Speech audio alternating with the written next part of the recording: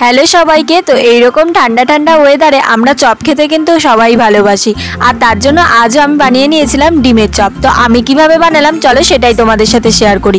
দেখো, আমি কিন্তু প্রথমেই কড়াইতে তেল দিয়ে তার মধ্যে আদা কুচি, রসুন কুচি, লঙ্কা কুচি দিয়ে ভালো করে নেড়ে চেড়ে তার মধ্যে আমি দিয়ে দিয়েছি পেঁয়াজ কুচি আর সাথে কিছু গুঁড়ো মশলা।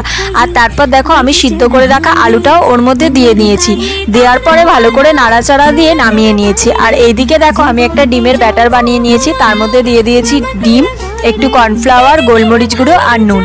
আর তার মধ্যে দেখো, আমি ভালো করে ওই পুরটাকে গোল করে তার মধ্যে আমি ডিমটা দিয়ে ভালো করে কোট করে নিয়েছি ডিমের মধ্যে ফার্স্টে, তারপর কিন্তু আমি বিস্কুটের গুঁড়োতে ভালো করে কোট করে নিয়েছি।